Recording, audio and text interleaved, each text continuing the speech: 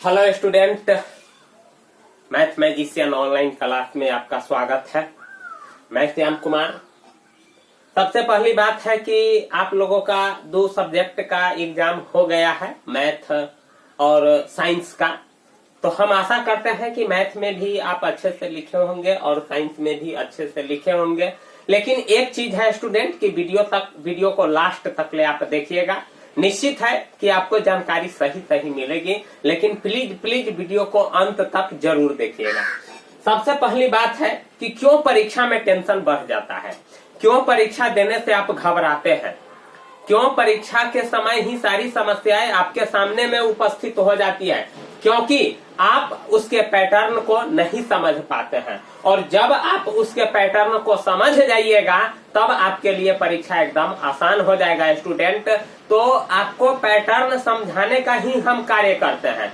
आप क्या करते हैं कि आप जो टॉपिक होता है मेन उस टॉपिक को पढ़ने के बदले आप हमेशा मोबाइल में समय बिताते हैं और आप ऑब्जेक्टिव के चक्कर में पढ़ करके आप सब्जेक्टिव को बर्बाद कर देते हैं। स्टूडेंट, हमारे बातों को आप ध्यान से सुनिएगा कि आप ऑब्जेक्टिव के चक्कर में पढ़ करके आप सब्जेक्टिव को आप भुला जाते हैं, क्योंकि ऑब्जेक्टिव भी मायने रखता है और सब्जेक्टिव भी मायने रखता है। लेकिन मैं जो बताऊंगा उससे आपका ऑब्जेक्टिव भी कंप्लीट होगा और सब्जेक्टिव भी कंप्लीट होगा स्टूडेंट। तो इस चीज को आप ध्यान करके जरूर याद कीजिएगा और जरूर पढ़िएगा।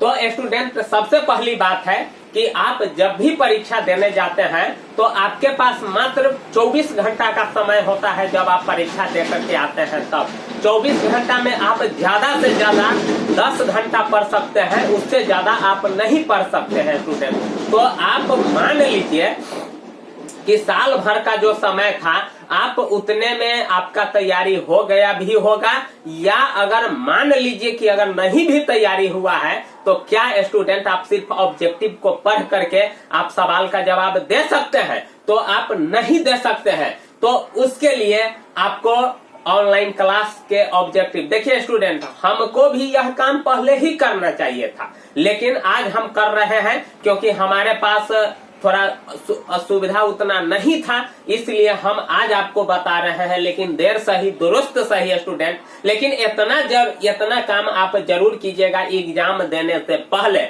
तो सबसे पहले मैं आपको मैथ के बारे में बताया, उसके बाद साइंस के बारे में बताया, और आज आपके लिए हम सोशल साइंस के बारे में बता रहे हैं कि आखिर में आपको करना क्या है। कि तो सबसे पहले क्वेश्चन को तो आराम से पढ़ना है, क्योंकि आपके पास समय भरपूर रहता है 3 घंटा 15 मिनट।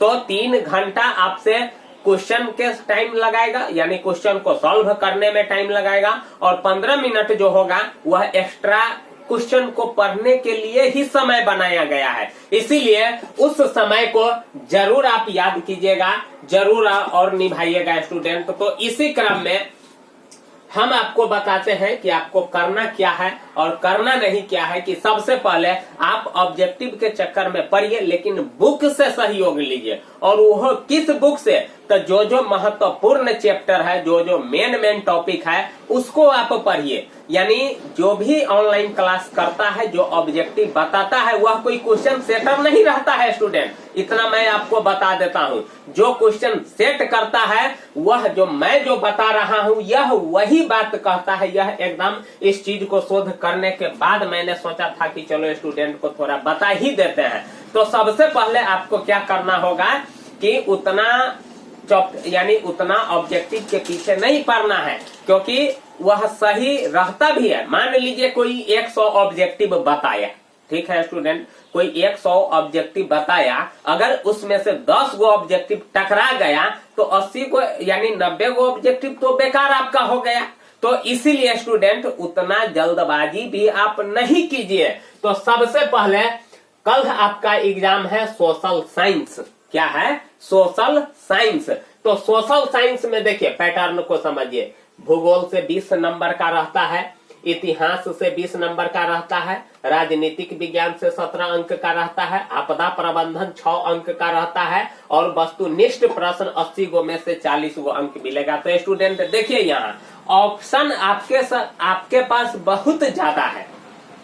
ऑप्शन आपके पास बहुत ज्यादा है तो कुल अंक 20 प्लस 20 प्लस 80 हो जाता है, और प्रोजेक्ट वर्क जो होता है 20 अंक मिलेगा, तो टोटल आपका कितना हो जाएगा, 100 अंक हो जाएगा। तो देखिए सबसे ज्यादा अंक ऑब्जेक्टिव से आया, तो ऑब्जेक्टिव जो पूछेगा तो वह सारे सब्जेक्ट से पूछेगा, मतलब भूगोल से भी पूछेगा, इतिहास से भी पूछेगा, राजनीतिक विज्ञान से, आपदा प्रबंधन से, और उसके बाद अर्थशास्त्र से पूछेगा। तो इस प्रकार से टोटल 80 गो ऑब्जेक्टिव रहेगा। तो उसमें आपको करना क्या है, देखिए लघु उत्तरीय में 24 गो में से 12 गो के यानी जवाब देना है, यानी टोटल क्वेश्चन 24 गो रहेगा, जिसमें से आपको 12 गो के जवाब देना है, जिसमें से 2-2 अंक का रहेगा। ठीक है, उसके बाद देखिए इतिहास में 6 गो क्वेश्चन आपसे पूछा जाएगा, जिसमें से 2 गो का जवाब देना है।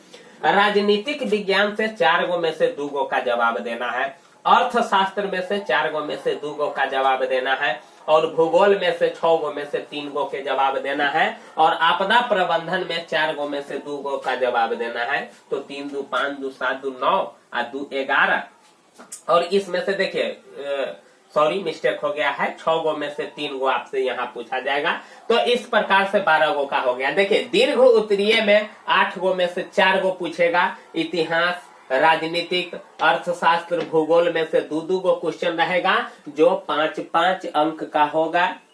यानी इसमें तो अंक का जिक्र नहीं किया गया है, इसीलिए 5 अंक का होगा या 4 अंक का होगा। तो स्टूडेंट सबसे पहले आपको करना क्या है कि देखिए जो मेन टॉपिक होता है आज रात में आप उसको पढ़िए, और सिर्फ आप पढ़िएगा तो उससे आपका ऑब्जेक्टिव भी तैयार हो जाएगा और सब्जेक्टिव भी तैयार हो जाएगा। और नहीं तो अगर आप ऑब्जेक्टिव पढ़िएगा तो इधर सब्जेक्टिव छूटेगा, सब्जेक्टिव छूटेगा तो ऑब्जेक्टिव पढ़िएगा। इसीलिए उसी टॉपिक को, उसी चैप्टर को आप क्यों नहीं पढ़ लीजिएगा, ताकि आपका ऑब्जेक्टिव भी कंप्लीट हो जाएगा और सब्जेक्टिव भी कंप्लीट हो जाएगा। तो उसके लिए हम आज आपको बता रहे हैं महत्वपूर्ण चैप्टर। देखिए सबसे पहले आपको मानचित्र ईस्वी अनुच्छेद याद रखना पड़ेगा। यहाँ भी हम लिख दिए हैं नोट में, मानचित्र पर विशेष ध्यान दें। मानचित्र जो नक्शा जिसको बोलते हैं, आप उसको सही से याद कर लीजिए, सही से समझ लीजिए, और उसको 2-4 बार बना करके प्रैक्टिस कर लीजिए। और हमेशा स्टूडेंट जब मानचित्र बनाइएगा तो आप पेंसिल का यूज कीजिएगा। तो देखिए सबसे पहले आपको हम इतिहास का बात बता रहे हैं। तो इतिहास में आपको क्या करना है कि भारत में राष्ट्रवाद चैप्टर का नाम है। भारत में राष्ट्रवाद, हिंद चीन में राष्ट्रवादी आंदोलन, शहरीकरण, व्यापार, शहरीकरण, उसके बाद यहाँ कॉमा है स्टूडेंट, शहरीकरण, व्यापार और भूमंडलीयकरण। इतना चैप्टर आपको इतिहास से पढ़ना पड़ेगा, और इसी चैप्टर से क्वेश्चन आएगा, इसका 100% गारंटी है। अगर आप इस चैप्टर को सिर्फ पढ़ लेते हैं ध्यान पूर्वक, तो वहीं से आपका ऑब्जेक्टिव भी तैयार हो जाएगा और सब्जेक्टिव भी तैयार हो जाएगा। उसके बाद देखिए राजनीतिक विज्ञान से लोकतंत्र में सत्ता की साझेदारी। लोकतंत्र किसको कहते हैं? देखिए लोकतंत्र सबसे ज्यादा महत्वपूर्ण रखता है स्टूडेंट। तो लोकतंत्र का मतलब होता है कि जो चुनाव होता है, जिसको आप चुन करके संसद में, विधानसभा में भेजते हैं, जो चुनाव होता है, यह सब लोकतंत्र के अंतर्गत आता है। तो वही चीज लोकतंत्र, अक्सर लोकतंत्र से क्वेश्चन पूछता है। तो आप स्टूडेंट लोकतंत्र में सत्ता की साझेदारी एवं कार्य प्रणाली, उपलब्धियां और चुनौतियां, मतलब लोकतंत्र में जो सत्ता की साझेदारी होता है, जो पार्टनरशिप होता है, कार्य प्रणाली, उसका जो वर्क होता है, और उससे जो उपलब्धि मिलती है, और उसका क्या चुनौती है, इतना चीज को आपको आज पढ़ना है। तब जाकर के देखिए कि यहाँ से ऑब्जेक्टिव सब्जेक्टिव दोनों तैयार हो जाएगा। तो यह इतिहास का बात था और राजनीतिक विज्ञान का था। उसके बाद अर्थशास्त्र का हम बात बताते हैं। देखिए तो अर्थशास्त्र में राष्ट्रीय आय, प्रति व्यक्ति आय, इनकम जिसको बोलते हैं, मुद्रा, बचत और साधन, मुद्रा, बचत और साधन, पैसा जिसको बोलते हैं। तो अर्थशास्त्र से जो टॉपिक है, राष्ट्रीय आय, प्रति व्यक्ति आय, मुद्रा, बचत और साधन, उसके बाद केंद्रीय बैंक और वाणिज्य बैंक, वैश्वीकरण एवं उपभोक्ता जागरण, यह सब आपको अर्थशास्त्र से याद रखना पड़ेगा। मतलब इस चैप्टर को आपको पढ़ना है, और जब आप इस चैप्टर को सिर्फ पढ़ जाते हैं ध्यान से, तो निश्चित है कि ऑब्जेक्टिव और सब्जेक्टिव तैयार हो जाएगा, और इसी चैप्टर सबसे क्वेश्चन भी पूछेगा स्टूडेंट। उसके बाद भूगोल है, संसाधन एवं उपयोग, कृषि, निर्माण उद्योग, संचार एवं व्यापार, इसी चैप्टर को भूगोल में आपको पढ़ना है। प्राकृतिक आपदा और प्रबंधन जिसको बोलते हैं, यानी आपदा प्रबंधन एक चैप्टर यानी बुक है, तो आप प्राकृतिक आपदा और प्रबंधन से भी चैप्टर पूछा जाएगा, जिसमें से खास करके प्राकृतिक आपदा से आप कैसे बचिएगा, प्राकृतिक आपदा आता है कैसे, तो यही चैप्टर सब महत्वपूर्ण है, जिसको देख करके आप आसानी से परीक्षा को आसान बना सकते हैं। इसीलिए स्टूडेंट हमारी बातों पर जरूर आप विश्वास करके देखिए, और इतना जो हम महत्वपूर्ण चैप्टर सबका जो नाम बोले हैं, इधर है महत्वपूर्ण चैप्टर और इधर है महत्वपूर्ण चैप्टर, तो इस चैप्टर को आज रात में पढ़ जाइए। ऑब्जेक्टिव सब्जेक्टिव आपका टोटल कंप्लीट हो जाएगा, और कल के एग्जाम में आप निश्चित है कि कम से कम आप ज्यादा से ज्यादा यानी सही करके आइएगा, यह मैं गारंटी देता हूं। और स्टूडेंट यह जो बताए हैं यह आपको कहीं नहीं मिलेगा, और मिलेगा तो सिर्फ मैथ मैजिशियन ऑनलाइन क्लास जो है उसी से मिलेगा स्टूडेंट। तो इस चीज को आप सत्य मानते हुए कम से कम एक बार जरूर आप इस बात पर गौर कीजिएगा, लेकिन मानचित्र पर खास करके विशेष ध्यान देना है।